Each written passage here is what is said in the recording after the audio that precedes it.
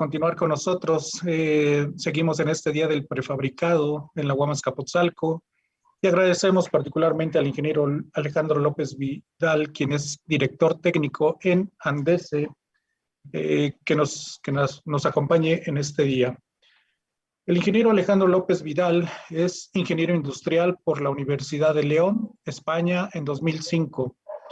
Toda su trayectoria profesional ha sido vinculada al sector de la construcción. En 2008 se incorporó al Departamento Técnico de Andese, la Asociación Española de la Industria del Prefabricado de Hormigón, y en 2013 asumió su dirección técnica. Entre otras funciones, es delegado español en el Comité Europeo de Normalización de la Industrialización en Hormigón y secretario del Comité Español de Normalización del mismo campo, además del Subcomité de Normalización de Sostenibilidad en Edificación, miembro de las comisiones técnica y medioambiental de la Confederación Europea BIBM y participa en 2 grupos de trabajo de la Federación Internacional del Hormigón, FIB, sobre control de calidad y sostenibilidad. El tema precisamente es BIM y sostenibilidad en la prefabricación. Muchas gracias, ingeniero Alejandro López Vidal. Bienvenido. Adelante. Pues un placer y especialmente a ANIPAC la invitación para acompañarles y felicitarles por el extraordinario nivel de las ponencias que me han precedido. Yo creo que en este punto voy a abrir un paréntesis para hablar de BIM y sostenibilidad, que son seguramente, y si me permiten, una visión muy focalizada en España y por extensión en Europa, pero yo creo que está llegando a otras zonas del mundo y no solamente a nuestro campo de actividad, sino casi diría a cualquier otro área de negocio. Tanto la digitalización por un lado como la sostenibilidad pues son 2 asuntos de extrema importancia y que de alguna manera nos está obligando a reflexionar, a repensar en cómo debemos de hacer las cosas. Y en este sentido la prefabricación de hormigón como variante de la construcción industrializada en hormigón estamos absolutamente convencidos de que tiene mucho que aportar, pero para ello tenemos que trabajar, mirarnos a nosotros mismos y reenfocar. En los próximos minutos voy a intentar un poco, por un lado, ver qué es esto, para aquellos que sean quizás un poco más profanos y no estén tan introducidos en la materia, aunque algo ha ido cayendo en las anteriores presentaciones, y ver también las fortalezas que como sector tenemos en este sentido.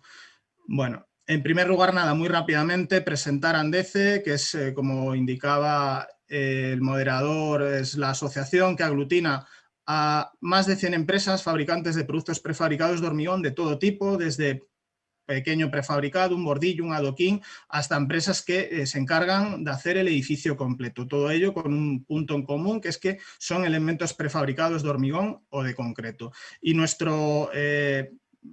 misión fundamental es exactamente la cual pueda tener otras asociaciones amigas como ANIPAC, ANIBIP o en otros países, y yo creo que es muy provechoso el que nos encontremos, que nos demos esa oportunidad unos a otros de escucharnos, de avanzar de manera conjunta, porque eso va a ir en beneficio de un sector del que estamos absolutamente convencidos que todavía tiene mucho margen de mejora por delante.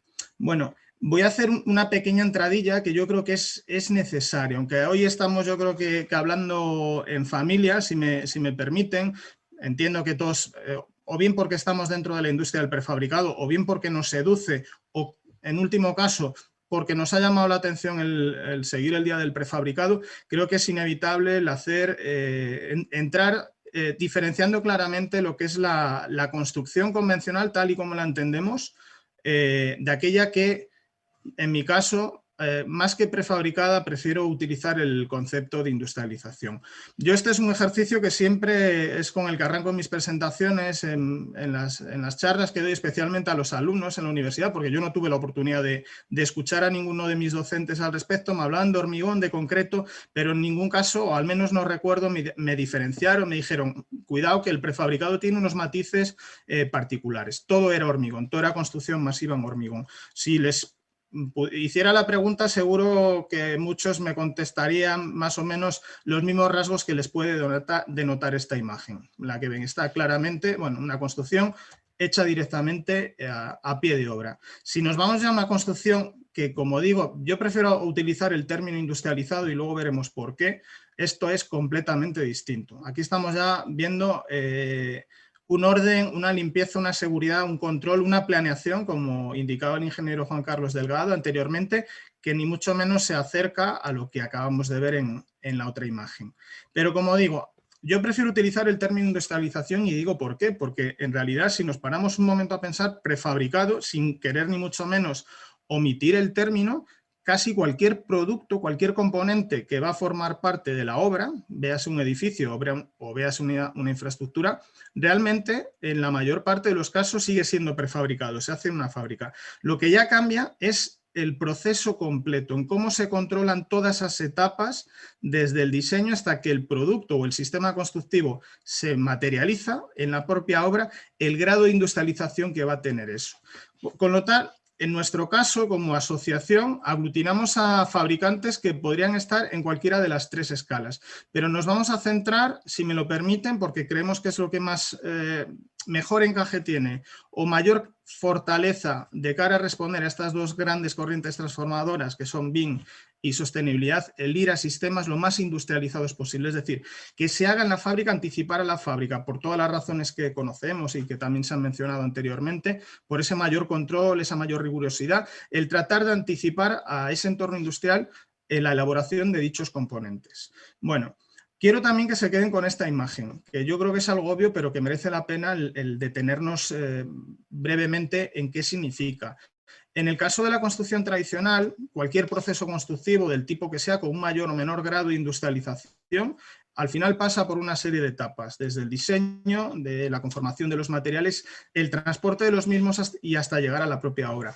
Si observan, aquí, si vamos a la última imagen, abajo a la izquierda, vemos una viga, dos operarios, uno a cada lado, que están subidos a unas plataformas y les hiciera la pregunta de que, como ven, de esas pilas, de esos pilares, sobresalen unas armaduras y ven también en la viga que está en ese momento cayendo, aparecen unos orificios. Si les hiciera una pregunta a todos ustedes de qué grado de probabilidad creen que hay para que encajen perfectamente, casi estoy convencido, porque es un ejercicio que ya digo que hago siempre en mis charlas, me dirían que el 100%. Tienen la seguridad completa.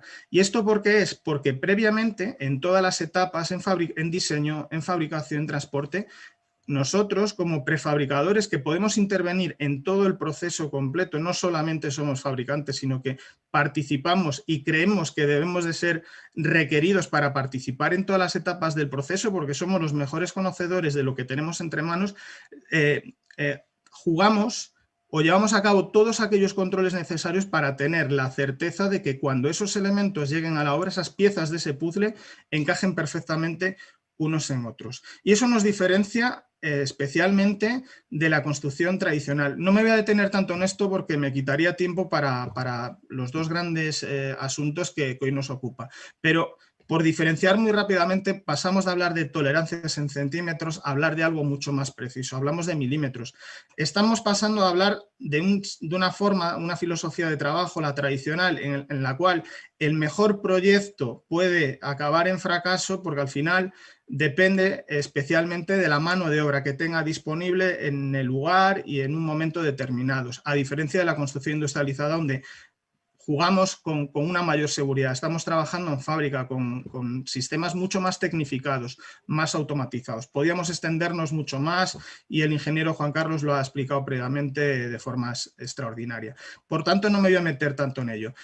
Quiero con esto concluir esta pequeña introducción para dejar claramente de manifiesto que estamos hablando de dos formas de trabajo absolutamente distintas. Y a partir de ahí, las respuestas o la forma de enfocar ante los distintos retos que se nos van presentando, BIM y sostenibilidad, que es de los cuales vamos a hablar a continuación, son o tienen que ser distintos. Bueno, en cualquier área de negocio, el contexto en el cual estamos nos influye de alguna manera. En este momento, y especialmente esta grave y dilatada pandemia que estamos teniendo en todo el mundo, de alguna manera ha ayudado o ha empujado a que ciertas tendencias se hayan acelerado de alguna manera. Había algunas que ya venían asomando. Por ejemplo, la digitalización. Es un hecho que hoy estamos aquí hablando con total normalidad, estando separados por miles y miles de kilómetros, y no hay ningún problema. Ojalá que podamos estar físicamente más cerca en el futuro. Pero es obvio que la digitalización es una de las grandes corrientes transformadoras y que están cambiando la manera de actuar y nos tenemos que aprovechar. Y por otro lado está la sostenibilidad, que luego vamos a ver realmente lo que es, porque es un concepto mucho más amplio. Bueno, quiero traer aquí un artículo de los muchos que nos llegan y que se difunden, que en su momento la verdad es que me pareció extraordinario porque resumía a mi juicio, a mi modo de ver perfectamente, los grandes retos que tiene que afrontar el sector de la construcción, que tiene una importancia tremenda en todos los sentidos, desde el punto de vista económico y social. Y estos 11 retos que venían aquí y que había que afrontar, los podíamos agrupar en 3 grandes paquetes. Por un lado, la sostenibilidad, como ven ahí, los objetivos de desarrollo sostenible, la salud, la descarbonización, la economía circular. Hablaremos ahora de ello. Por otro lado estaba la digitalización. Y por otro lado, la formación. La formación, la recapacitación permanente, debemos de estar constantemente aprendiendo, escuchando, leyendo, mejorando, y la formación es algo que es inevitable. Por favor. Y lo más llamativo de todo esto estaba en la industrialización. Me llamó muchísimo la atención porque ya de alguna manera, al menos el autor de este artículo, indicaba que para ser más eficaces no hay otro camino que industrializar la construcción. Bueno, pues vamos a meternos o vamos a intentar hacer un repaso de estas 3 grandes tendencias. Las 2 primeras están claras: sostenibilidad, metodología BIM, y luego veremos de qué manera estamos aportando nuestro granito de arena para formar, para capacitar, para crear toda esa cantera de profesionales que en un sector que entendemos que va a tener que seguir creciendo, en la medida que estas 2 grandes corrientes vayan avanzando, va a ser necesario. La sostenibilidad es un concepto muy amplio. No quiero detenerme porque a veces parece que a la hora de calificar cualquier acción, incluso a nivel individual, decimos somos o no somos sostenibles. Lo mismo podríamos pensar desde el punto de vista de la construcción. Y hay grados. De alguna manera se puede resumir en aquello, pues como escuchaba un colega ingeniero no hace mucho, me decía, mira, déjate de conceptos, construir de manera sostenible es construir con sentido común. Es saber lo que tienes a mano, tratar de aprovechar al máximo los recursos que tienes disponibles, tratar de eliminar la generación de residuos. No tiene otro secreto, y para ello tienes que conocer el material, la tecnología con la que juegas y tratar de materializarla y de explotarla de manera óptima. En este sentido, bueno, todos ustedes saben, porque son compromisos que los países han ido adquiriendo desde el antiguo protocolo de Kioto y más recientemente con los acuerdos de París, que hay unos objetivos claros a medio largo plazo que pasan por la neutralidad climática, es decir, tener una economía nula en carbono. En el caso de Europa, la hoja de ruta establece que en el año 2050 consigamos un balance nulo, un balance neto en el cual no haya emisiones. China, por ejemplo, que ha sido uno de los países, la segunda mayor economía del mundo, lo ha dilatado un poco más y se ha comprometido a que sea en 2060. Y todo esto al final, como pueden ver ahí en la imagen, está obligando a que todas las acciones que llevemos a cabo, tanto a nivel industrial como colectivo, tengan de alguna manera que tomar en cuenta las necesidades que hay e ir mejorando los procesos de aquí en lo sucesivo. Y en el caso de la construcción, ¿por qué tenemos que tener una construcción sostenible? Bueno, los datos ahí lo revelan perfectamente. Es un sector sumamente intensivo en cuanto a uso de recursos, de consumo de suelo, huella hídrica, y en cuanto a emisiones de CO2, que es el gran paradigma, ir limitando todas esas emisiones de CO2. Y eso de alguna manera obliga, como venía indicando anteriormente, pero en el caso de la construcción, a incidir todavía más. ¿Y cómo lograrlo? Desde el punto de vista de una construcción.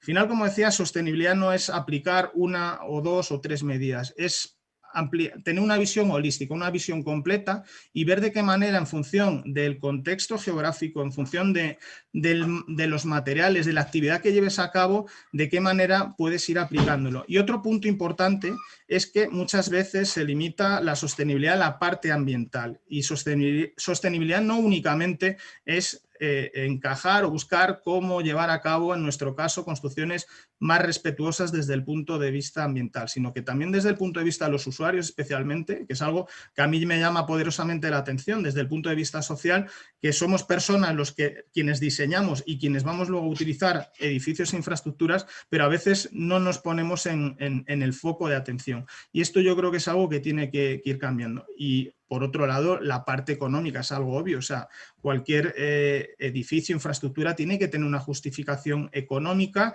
especialmente pensando en el largo plazo. Bueno, pues esto voy a ir un poco acotando más para ver la industria del prefabricado en este sentido, cómo está reaccionando. Bueno, esto es un resumen de lo que a mi modo de ver debe ser, en el caso de los edificios, un edificio sostenible, que consuma menos recursos, que las emisiones embebidas sean lo menores posibles, que la eficiencia energética aquí tiene una importancia tremenda, que sean espacios confortables. No tiene sentido tener un edificio que cause molestias o disconfort a los usuarios, y eso hace que de alguna manera tengamos que ver, especialmente los arquitectos, que son quienes de alguna manera deciden cómo diseñar y qué materiales utilizar, pues tengan a su disposición distintas alternativas, distintos materiales, y los pongan a cabo. Y también aquí quiero hacer un breve paréntesis en aspectos que yo en este sentido llevo muchos años trabajando con el tema de la sostenibilidad. Como os apuntaba al principio, tengo el cargo de la Secretaría del Comité Español de Sostenibilidad en la Edificación, y todavía hoy tenemos que continuar rompiendo ciertos mitos que atribuyen el caso más claro, y tampoco quiero aquí denostar a ningún material, ni mucho menos, porque un material tiene un rango de posibilidades y hay que saber jugar con ellos para que alcance el óptimo sostenible, pero en el caso de la madera queda claramente manifiesto que es una industria que se ha posicionado y se va cada vez más posicionando y se ha autoatribuido casi diría la exclusividad de la sostenibilidad, y nada más lejos de la realidad.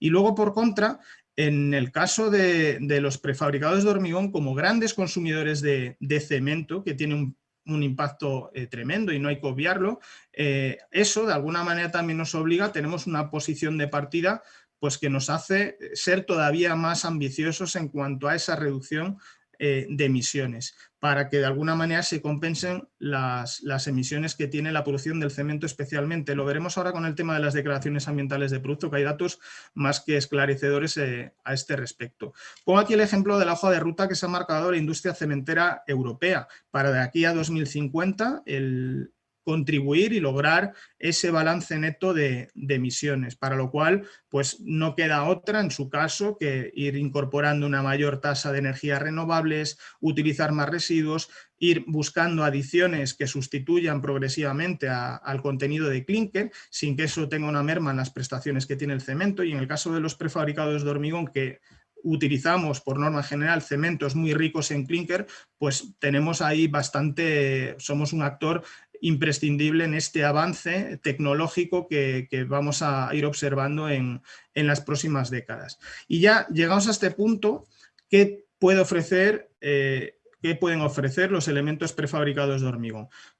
Como cualquier otro material, contamos con una serie de consideraciones de partida, algunas relativas al propio material, que es el más universalmente empleado, y por otro lado, esos rasgos que ya veíamos al principio, que aporta el hecho de que los elementos se hagan en fábrica y no a pie de obra, que son los que ahí aparecen. Pero llevamos al punto de vista de la sostenibilidad, o al menos voy a intentar transmitir los que a mi modo de ver son los más interesantes y que sirvan, si es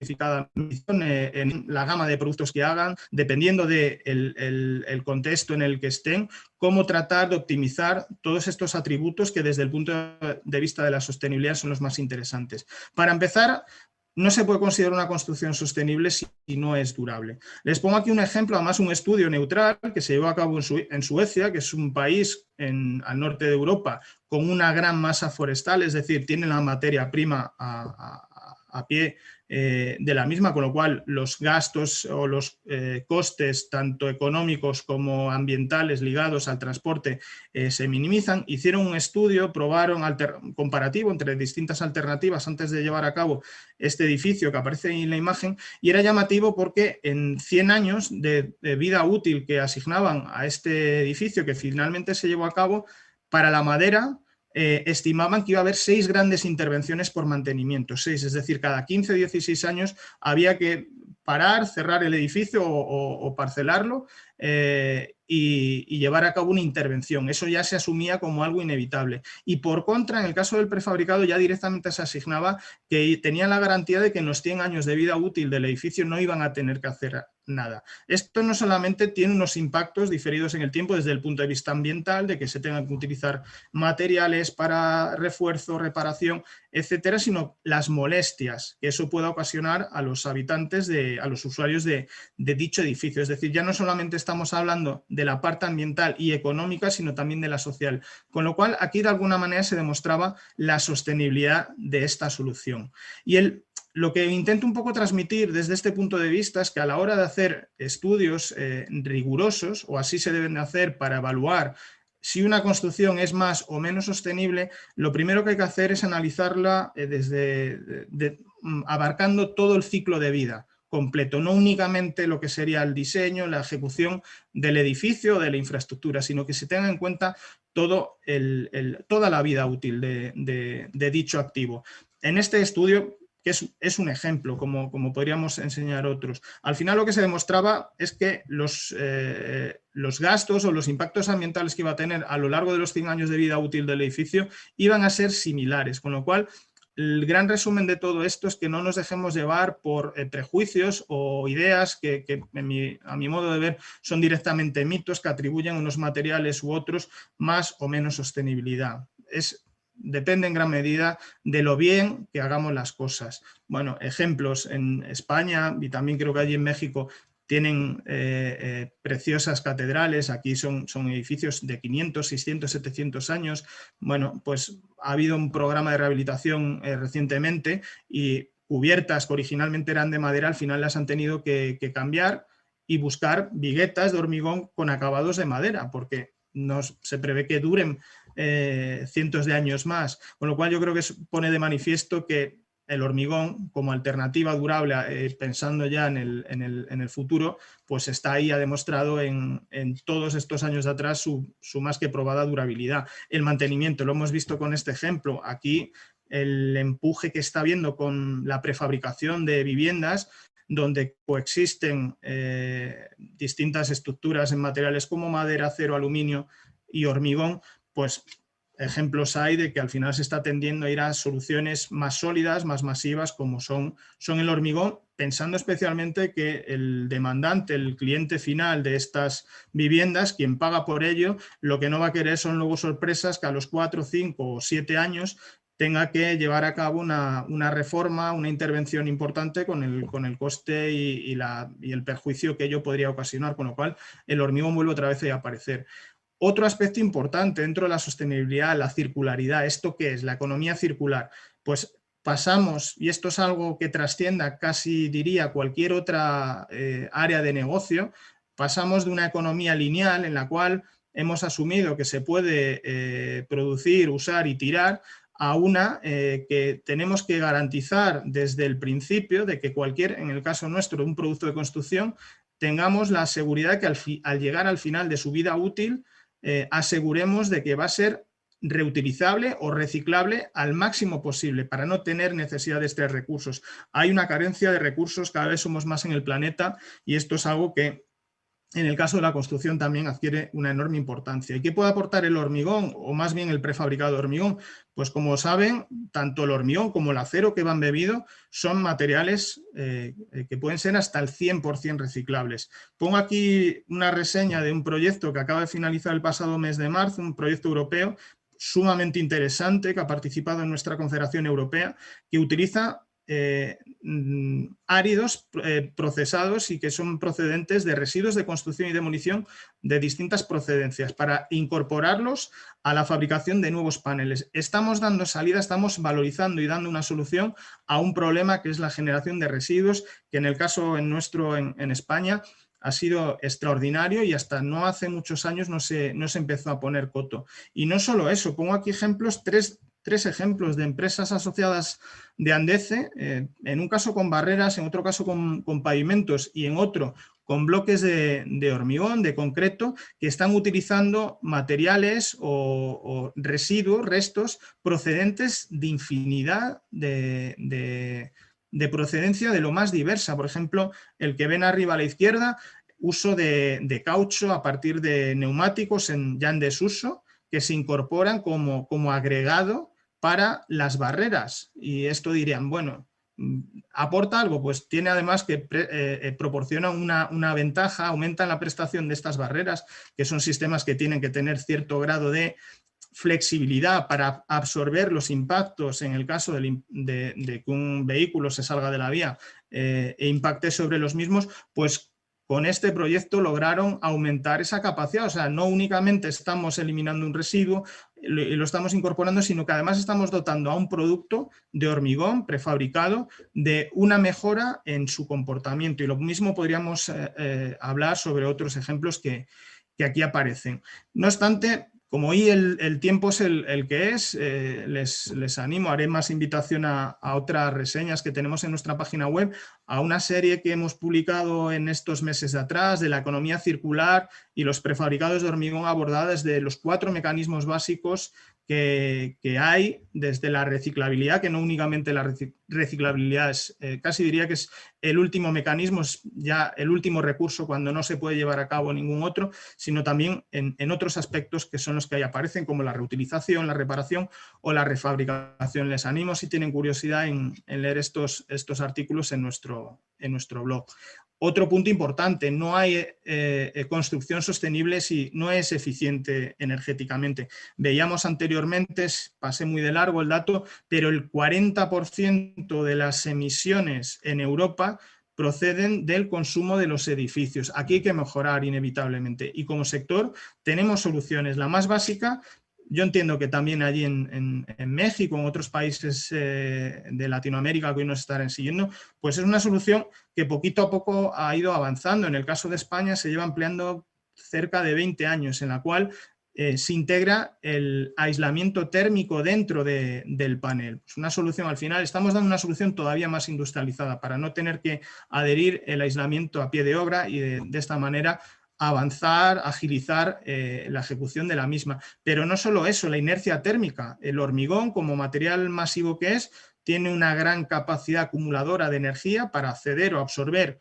energía calorífica, y si sabemos y hemos participado y empresas nuestras han estado presentes en proyectos que nos han hecho ver que hay aquí todavía un margen de mejora extraordinario, de tal manera que se logra tener edificios más eficientes desde el punto de vista energético. Estamos reduciendo consumos de energía y eso también tiene una implicación no solo ambiental, sino económica, y hacer también espacios más confortables. Estamos cumpliendo las 3 dimensiones de la sostenibilidad.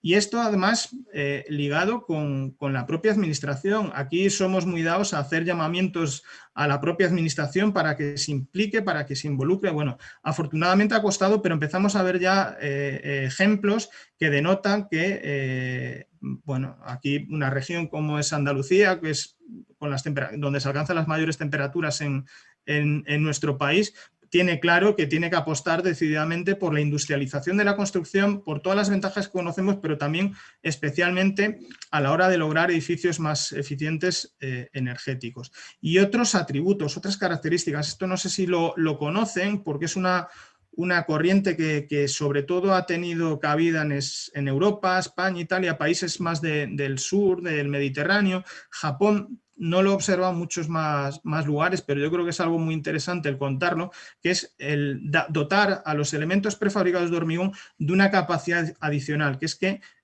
pueden ser además descontaminantes. Aquí tenemos, y entiendo que también en las grandes urbes de México, el problema de la polución, el tráfico. Al final esto es un problema que nos afecta directamente a nuestra salud. Bueno, ¿por qué no introducir en este caso? Es una sustancia, empresas nuestras están constantemente innovando en este sentido, que adicionan óxido de titanio y logran que los elementos logren tener una reacción química que sería muy similar a la de la fotosíntesis de las plantas, de tal manera que logran reducir parte de los contaminantes ambientales. El más importante son los óxidos de nitrógeno, que son la principal fuente de contaminación de los vehículos de combustión diésel. Especialmente aquí en Madrid, que tenemos una ordenanza de calidad del aire, hace que tengamos limitaciones, restricciones desde el punto de vista del tráfico rodado en función de la polución ambiental que haya en cada momento, con lo cual estamos dando también una solución activa, dotando a los elementos de otra prestación más.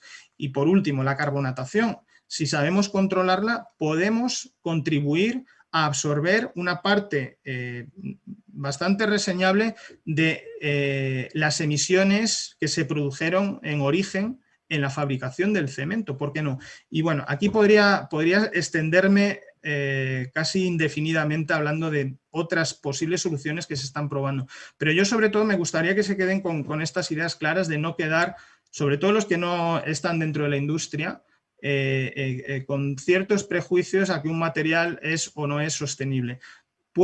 Cada uno tiene que saber jugar con un montón de variables para intentar lograr ese óptimo. Pero todo esto no solamente hay que contarlo, hay que demostrarlo. En nuestro caso, como asociación, dentro de las distintas iniciativas que llevamos a cabo, quizás una de las más interesantes, al menos en las que yo haya participado en el tiempo que llevo aquí trabajando en Andece, ha sido la elaboración de 6 declaraciones ambientales de productos sectoriales. Esto voy a intentar resumirlo muy rápidamente.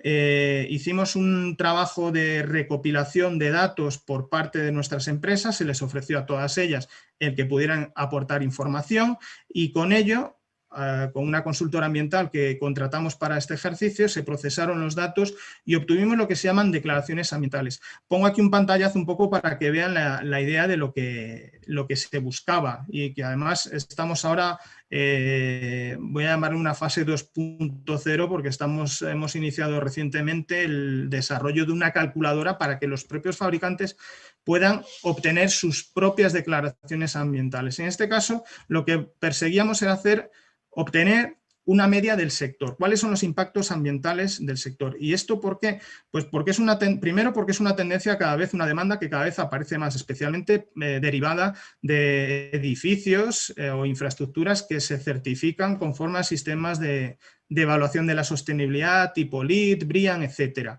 Y por otro lado, porque si tú quieres mejorar, primero tienes que medirte, tienes que saber dónde estás y a partir de ahí empezar a ver qué teclas tienes que ir tocando para ir mejorando. Bueno, pongo aquí en este pantallazo, intento de alguna manera resumir qué era la información que se pedía. Se pedía producción de elementos, esto se hacía para un año determinado, los consumos de energía que se producían para todo ese año, electricidad, combustibles, etcétera, los residuos que se producían y la materia prima que utilizaban, es decir, las dosificaciones de los mismos. Toda esta información, cada fabricante, el consultor para cada fabricante la sumaba al resto de fabricantes que había participado en cada una de esas 6 categorías de producto y con toda esa información y con unos programas de cálculo que hay para ello, obtenía estas tablas. Estas tablas son de impactos. El valor más conocido, y seguramente a alguno de ustedes les suene, es las emisiones de CO2, el potencial de calentamiento global. Bueno, pues en este caso, pongo aquí el ejemplo, creo que era correspondiente a la declaración ambiental de fachadas prefabricadas, resultaban para únicamente, y incido en ello, el proceso de fabricación, 151 kilos de CO2 por tonelada de producto final. Bueno, esta información tomada así parcialmente no te dice nada, pero ¿para qué nos sirve? Primero, para saber dónde estás y a partir de ahí empezar a mejorar. Por ejemplo, si yo utilizo una mayor porción de energía de procedencia renovable, mi energía eléctrica, puedo buscar a un suministrador, a un comercializador que sea en el mejor de los casos un 100% de procedencia renovable, pues eso al final se va a notar en los valores finales. Y por otro lado, para compararme, para ver si, por ejemplo, como pongo aquí en la imagen, si un metro cuadrado de forjado, en este caso de placas alveolares, tiene un menor impacto ambiental que el que podría tener un forjado equivalente de madera.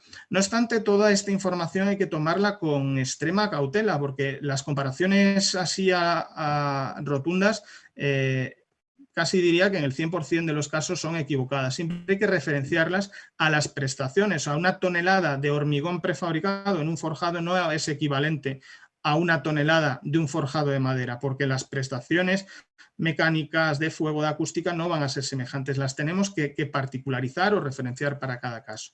Pero esto es un ejercicio que todavía está muy, muy incipiente, y lo que queríamos de esta manera es empezar a saber dónde estamos e ir incentivando a nuestras empresas para ir empezando.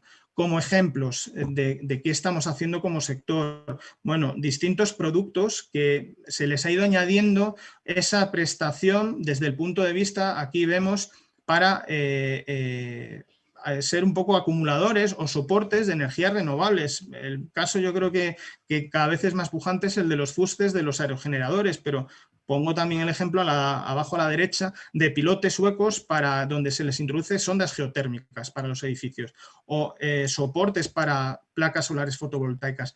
Hay más ejemplos de los que puedo poner. Estamos ya aportando cosas. Otros ejemplos, por no perder la perspectiva, obras que cambiaron, que inicialmente estaban proyectadas in situ, se cambiaron a hacerlas prácticamente enteras en prefabricado, porque había una mejora ambiental, no solamente desde el punto de vista económico o de las prestaciones globales del edificio, sino también desde el punto de vista ambiental. Obras de rehabilitación. En España tenemos un parque edificado muy antiguo.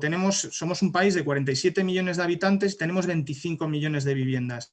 Y de esas 25 millones de viviendas, cerca del 60% no tienen ningún tipo de aislamiento térmico. Bueno, pues también tenemos soluciones para las fachadas, que son causantes del 50% de las pérdidas de energía de los edificios, reformarlas e incluso darle un valor añadido al edificio. Bueno, pues también hay soluciones en prefabricado de hormigón. Otra, esto más reciente, esto ya no tiene, al menos yo no soy capaz de ver la variante ambiental que tiene. Balcones, ¿por qué no? Aquí, con el tema de la pandemia que hemos estado aproximadamente 2 meses confinados en casa, ha habido un aumento extraordinario de la demanda de terrazas, de casas que tuvieran balcón. Bueno, pues también hay soluciones para agregarlo. Desde el punto de vista social, yo así lo observo, también es una mejora. Y algo que difícilmente alguien sería capaz de ver la mejora desde el punto de vista de la sostenibilidad. Un forjado, ¿por qué no ir a soluciones más diáfanas? Aquí me imagino que sucede allí lo mismo. Tenemos sobre todo las plantas de parking, tenemos que ir sorteando pilares constantemente. ¿Por qué no ir a soluciones mucho más eficaces desde el punto de vista estructural? Eliminar pilares para poder circular interiormente. ¿Por qué no ganar espacio? Si hay soluciones que ahí las tenemos. Yo también aquí le veo la sostenibilidad. Estamos pensando en el confort de los usuarios. Y otro aspecto que yo creo inevitable, la proporción, la participación de mujeres en la construcción. En España estamos en torno al 8, el 9%. En cambio, en la industria doblamos el número. Y pongo aquí un ejemplo de una de nuestras empresas que alcanza el 42% y va más. También aquí estamos dando una salida por una serie de razones, como la conciliación. Son aspectos que aquí, al menos en España, están de plena actualidad, y le estamos dando o estamos intentando ser lo más receptivos a este mensaje que nos transmite la sociedad en su conjunto. ¿Quién no prefiere trabajar en una fábrica? O sea, entre trabajar en una fábrica o trabajar en una obra, yo creo que la elección estaría clara. Y esto de alguna manera se va trasladando, y vamos teniendo cada vez más un reconocimiento público en los pliegos de contratación pública ecológica, en los sistemas de evaluación tipo LEED, BREEAM, DGNB, otros, que aquí al menos cada vez son más habituales. Entiendo que allí en México también cada vez es más habitual ver edificios. Y bueno, les animo sobre todo a, si tienen curiosidad, esta es una guía que acabamos de publicar y que está teniendo un éxito extraordinario, que es una presentación de los principales sistemas de evaluación de la sostenibilidad, los que venía indicando anteriormente, y cómo los prefabricados de hormigón pueden aportar créditos, cómo pueden mejorar la evaluación o la calificación de dichos activos. O más recientemente este libro verde que es actualizado de nuestra Confederación Europea. Bueno, en nuestra página web tienen toda esta información a su disposición. Y la otra gran corriente es la metodología BIM. Esto de la metodología BIM voy a intentar ser lo más resumido posible porque yo creo que cada vez sabemos, aunque no hayas trabajado o no hayas modelado, estés presente o hayas utilizado un software adaptado a esta metodología, yo creo que más o menos ya vamos conociendo en qué consiste. Pero quiero echar un poco la vista atrás. Esto es un estudio que yo en su momento me llamó poderosamente la atención, en el cual, además del Foro Económico Mundial de hace 5 años, en 5 años esto ha avanzado de manera, yo creo que exponencial, y hacía un ejercicio de ver distintas corrientes, avances tecnológicos que se estaban produciendo, como la impresión 3D, el Big Data, los drones, etcétera, y ponía en primer lugar como avances tecnológicos de mayor impacto en el caso de la construcción al BIM y por otro lado a la prefabricación, algo que yo creo que ya denota por dónde vamos, que van muy de la mano. Bueno, yo afortunadamente cuando empecé a trabajar hace ya van haciendo unos cuantos años, pues tuve la oportunidad de trabajar en una empresa, no era estructuras prefabricadas de hormigón, permítame que empecé, no voy a decir en el enemigo, pero al otro lado, haciendo estructuras de acero. Y era una empresa que trabajaba con la filosofía BIM, pero había un problema, que era la única que utilizaba software y tenía un control sobre todo eso. ¿Eso qué producía? Que luego había colisiones con el resto de unidades constructivas. Bueno, como sería complicado y nos abarcaría mucho más tiempo explicar qué es BIM, partiendo de la base de que alguien no se haya iniciado, no deja de ser de crear modelos virtuales, crear con la ayuda de un software específico, una maqueta virtual del edificio, de la infraestructura que vayamos a hacer, de tal manera que ese modelo sea construible. Es decir, podemos hacer un proyecto muy definido en BIM, pero si luego eso no se puede materializar en la obra, pues de nada habrá servido. Y esto desde el punto de vista del cambio de filosofía, que es algo que nosotros ya estamos viendo.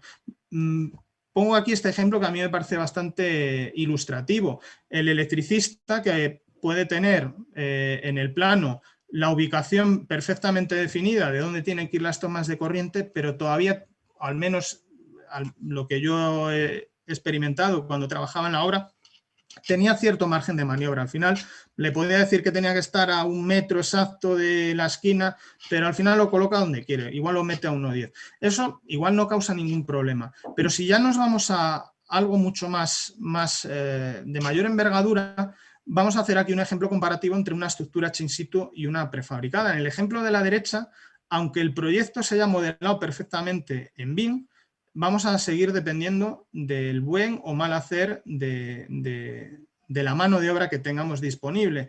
Es decir, aquí vemos una rebaba, aquí me imagino, aquí en la esquina, como ven, en el encuentro entre el forjado y la viga, esa rebaba quizás a la hora de desencofrar no tenga mayor importancia, pero imagínense que por ahí pasa un tubito o pasa una partición que nos está provocando que tengamos que trasladarlo 2, 3, 4 centímetros y que esos 2 o 3, 4 centímetros que ya estamos modificando un elemento a su vez acabe modificando otro. Es decir, estamos de alguna manera parcheando, estamos modificando lo que el modelo nos decía.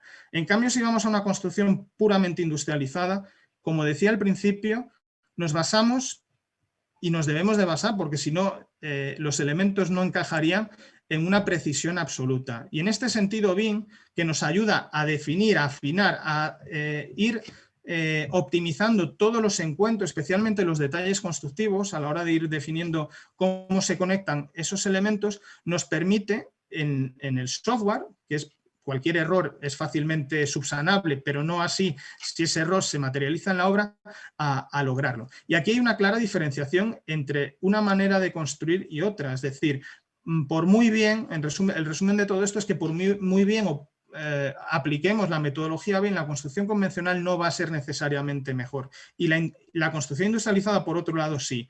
Se está aprovechando de esta mejora. Pondré ahora algún ejemplo de alguna de nuestras empresas. Pongo aquí, por ejemplo, otro ejemplo, yo creo que bastante llamativo, un error grosero de este pilar al final que se desplaza. Esto seguramente que en el modelo BIM no aparecía, salvo que quisiéramos hacer este cambio aquí de alineación de los pilares a propósito. Eso no sucedería. Volviendo otra vez a la imagen del principio, esto sí es BIM. O sea, esto seguramente haya tenido previamente su maqueta digital, antes de diseñar, definir, despiezar los distintos elementos. Hemos trabajado con un modelo. Por tanto, vuelvo otra vez a hacer el mismo ejercicio si son iguales, evidentemente no. Y esto de alguna manera está provocando un cambio notable, ya no solo por esta transformación que tanto a nivel individual en nuestros propios hábitos del día a día, que cada vez somos más esclavos de la tecnología, en el sector de la construcción y particularmente en nuestro sector industrial, en el prefabricado, es algo que cada vez está más presente. Casi diría en nuestro caso que ya no hay ninguna empresa que no recurra al uso de modelos BIM.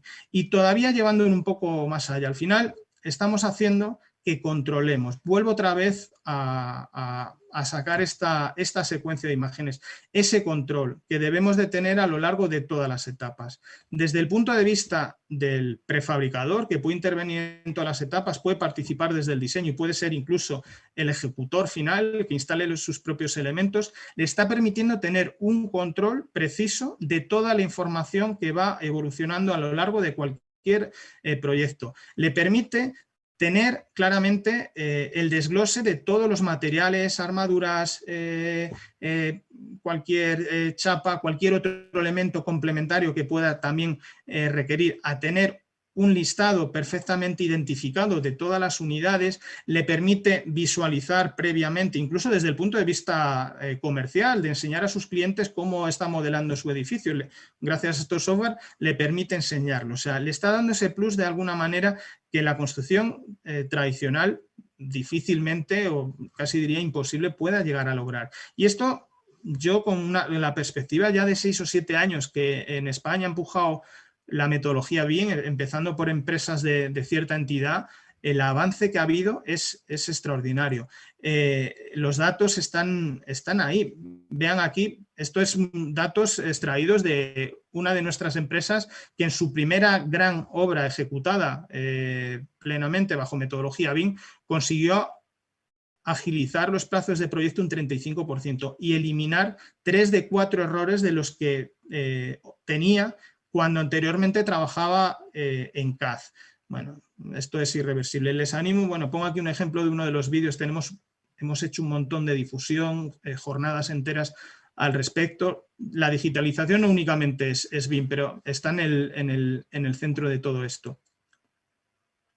Y no solamente desde el punto de vista del diseño, ventajas añadidas que tiene desde el punto de vista del fabricante, que estos software nos permiten despiezar todos los elementos prefabricados, es decir, estamos todavía más automatizando el control de los mismos. Podemos incluso tener cierta versatilidad o cierta flexibilidad para darle formas diferentes a los elementos porque está todo directamente conectado. La información de diseño pasa directamente a la fabricación. E incluso desde el punto de vista de la logística, de cómo organizo mi producción, el tener programas que me permitan o me ayudan a buscar la manera óptima de, en este caso, una bancada, una mesa de fabricación de paneles que me diga cuál es la manera óptima de poder hacerlo. E incluso ya llegando a la obra, el que me diga cómo es la manera también óptima de ir ejecutando, por dónde puedo empezar teniendo en cuenta otras variables, como pueden ser dónde tengo las grúas o cómo tengo los accesos para poder llegar a la obra. Es decir, estoy buscando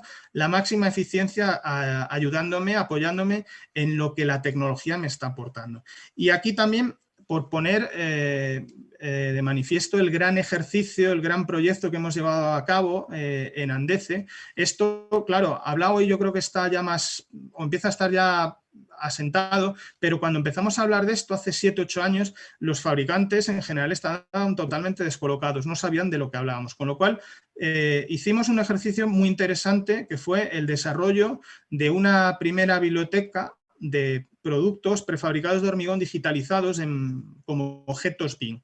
simplemente para empezar a enseñar a los fabricantes qué era. ¿Y en qué consiste esto? Para quien no lo conozca, es casi irreversible que cualquier fabricante de productos de construcción, del tipo que sea, si quiere estar en el mercado, igual hoy no tanto, pero yo creo que en un periodo no muy extendido en el tiempo va a ser inevitable que lo tenga todo digitalizado en BIM. Bueno, pues nosotros empezamos a ir seleccionando productos para ir enseñándole a los fabricantes y también un poco ir marcándoles el paso, facilitándoles la labor que inevitablemente vayan a tener que hacer. El año pasado ampliamos esta biblioteca y no deja de ser una información digitalizada. En este caso es una información que en un proyecto determinado difícilmente fuera incorporable porque no dejan de ser elementos genéricos, pero es un punto de partida muy interesante para que tanto fabricantes empiecen a recorrer este camino, aquellos que no lo hayan hecho todavía, y también a nosotros nos ha servido de aprendizaje de cómo podemos tratar de explotar al máximo esta información agrupada,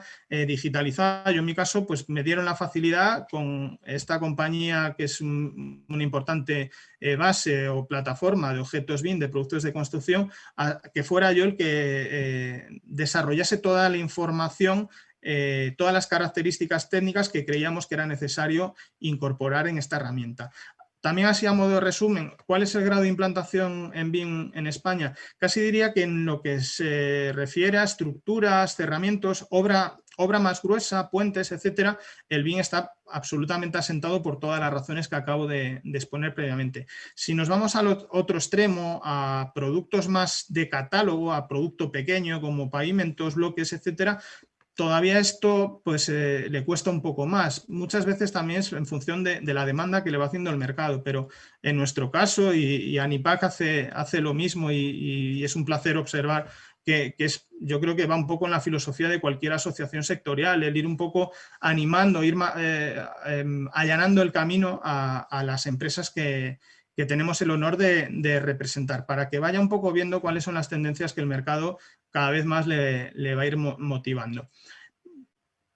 Y igualmente tenemos también una publicación, una guía BIM, vamos ya por la versión 5, la primera creo que fue en 2018, la vamos actualizando a medida que se van produciendo cambios relevantes y está particularizada para empresas de prefabricados de hormigón, está a libre disposición y creo que es la única, al menos en España es el único sector, el nuestro, que si bien hay un montón de documentación BIM generalizada, pero es la única que está particularizada para un campo de actividad y hay un capítulo, especialmente el de estrategia BIM, que, bueno, si tienen curiosidad, si todavía no se han iniciado en ese camino, si muchos de ustedes me imagino que sean prefabricadores, pues si la quieren tomar en cuenta, pues bienvenido sea. Y ya por último, la formación. Inevitablemente cualquier cambio, cualquier transformación requiere por parte nuestra de ir adquiriendo nuevas competencias, nuevos conocimientos. Al ingeniero Juan Carlos no nos conocemos personalmente y sí virtualmente porque fue alumno de nuestro máster y como le decía él y le he dicho a otros alumnos, aprendemos todos de todos. O sea, esto es un avance en conjunto. Además, una tecnología que a todos nos apasiona y nos seduce. Bueno, tienen formación, pero quería aprovechar la oportunidad para simplemente, muy rápidamente, presentarles el máster que tenemos, que fue además el primero en prefabricados en lengua hispana y que lleva ya desde el año 2014 implantándose con la ayuda de Structuralia, que se hace enteramente online, bueno, la distribución, pero simplemente es el ánimo para que sepamos explotar al máximo todos estos atributos que como industria tenemos. No vale con estar quietos, sino que primero tenemos que formarnos para luego aplicar y poner en marcha todas esas medidas que de alguna manera nos empujen y nos favorezcan ante estos retos que se nos están presentando. Bueno, ejemplos de más publicaciones técnicas que tenemos en nuestra web. Y esto ya un poco a modo de conclusión. Es, la verdad, por fin, yo cuando entré en Andez en el año 2008, el lema era que el prefabricado era la construcción del futuro. Por entonces teníamos a una persona, vamos, magnífica, una profesional magnífica en marketing, pero que yo discrepaba en ese sentido. Le decía, ¿por qué hablar del futuro si ya por entonces el prefabricado llevaba muchas décadas con éxitos, también con fracasos, pero los fracasos te ayudan para aprender y para no volver a cometer los mismos errores. ¿Por qué hablábamos de la construcción del futuro? Bueno, han pasado desde entonces 13, 14 años y estamos viendo por fin, y no sé si motivo especialmente de esta situación anómala que nos ha llegado a todos, a todos los puntos del planeta, pero está habiendo cambios que yo hasta ahora no había visto. Al menos en España se está acelerando de una manera extraordinaria la industrialización de la construcción. Y aquí pues yo creo que debemos de aprovechar este viento a favor que nos está llegando. Y ya para ir terminando, yo creo que no merece la pena el castigarnos. Muchas veces el prefabricado, bueno, hacemos alusión a épocas pasadas, a que eran construcciones de poca calidad, provisionales, nada más lejos de la realidad. Tenemos un sector potente que tiene un extraordinario margen de mejora, que nos lo tenemos que creer. Yo esto se lo trato de transmitir a mis fabricantes, que sean ellos los primeros que se convenzan de todas las posibilidades que tienen. Pero para ello, como decía, tienen que ser eficaces, que ser conocedores de lo que hacen y dar respuesta rápido y bien. Y ya por esto, creo que esto es un esfuerzo conjunto. La verdad es que es un placer el transmitir mi humilde punto de vista de lo que estamos haciendo en Andeze. El que compartamos el mismo idioma facilita mucho el trasladar, el que aprendamos unos de otros, el que colaboremos y nada, simplemente pues ponerme a disposición. Hoy he estado este rato y nada, encantado de atender alguna pregunta que me quieran hacer. Bueno, información que tienen ahí en la web, les facilitaré si quieren la presentación a los organizadores por si la quieren redirigir. Y les dejo aquí mi correo electrónico y siempre estoy encantado de atender cualquier consulta, incluso cualquier crítica. Las críticas también nos sirven para aprender y para mejorar. Así que nada, sin más, a su disposición. Muchas gracias, ingeniero Alejandro López. Excelente presentación, como las anteriores. Seguimos con una gran jornada. Tenemos una pregunta y creo que tenemos un par de minutos para compartirla. Es del maestro Claudio Cotto, que pregunta: ¿cuáles son los puntos críticos en el ciclo de vida de los prefabricados para la economía circular? ¿Cuál es el punto crítico para que no se rompa el ciclo? Y pone entre paréntesis, en envase es el consumidor. Pues no termino de entender muy bien la pregunta, pero intento contestarle y si no que me escriba y la atiendo con más precisión. Primero, le animaría a leer la serie de artículos, de 4 artículos que hemos explicado, en la cual ponemos varios ejemplos de distintos productos. Tenemos una gama de productos tan amplia, tan diversa, que nada tiene que ver el enfoque que puede poner, que debemos aplicar desde el punto de vista de la circularidad a un adoquín, a la que debemos de ponerle a un elemento de mayores dimensiones como puede ser la viga artesa de un puente, porque además lleva embebido el acero. Con lo cual, todo parte de que el diseño se haga atendiendo a criterios de circularidad, que busquemos la manera primero de que el elemento tenga la máxima durabilidad posible, no solamente la que nos imponga la normativa. En España tenemos una normativa, yo diría que bastante estricta, que exige que los elementos en las estructuras de hormigón en edificios garanticen 50 años de vida útil, y en el caso de las infraestructuras 100 años, pero al mismo tiempo diseñar para que los elementos, por ejemplo, se facilite su mantenimiento. Al final, hay otros elementos, los metálicos, que tienen una mayor degradabilidad, que a veces van adheridos a nuestros propios elementos, y tenemos que buscar la manera de facilitar el acceso, la inspección o el recambio si es necesario. O sea, tendría que concretar un poco más para que yo pudiera afinar la pregunta, pero en cualquier caso le animo a que me escriba y la atenderé gustosamente. Perfecto, gracias. En YouTube hay felicitaciones de María de los Ángeles López y José Antonio López Prieto. Y tomo la pantalla, por favor, ingeniero, para compartir la constancia, agradeciendo la excelente presentación y un tema muy interesante que finalmente me parece que es de alguna manera el resumen de cómo podemos entender los nuevos procedimientos constructivos, las nuevas visiones que debemos de tener. Hago entrega de la constancia. La Asociación Nacional de Industriales del Preesfuerzo y la Prefabricación AC, la Asociación Nacional de Industriales de Vigueta Pretensada AC y la Universidad Autónoma Metropolitana otorgan la presente constancia al ingeniero Alejandro López Vidal por su ponencia BIM y sostenibilidad en la prefabricación en el Día del Prefabricado en la UAM Azcapotzalco, Ciudad de México, 20 de mayo de 2021.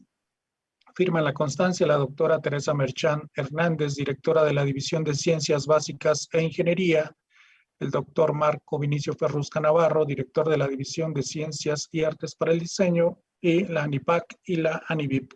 Le agradecemos mucho su participación, ingeniero, sobre todo por los compromisos que tiene, y esperamos que no sea la última vez que podamos seguir interactuando. Muchas gracias. Seguro que sí. Un placer y hasta la próxima. Un saludo a todos.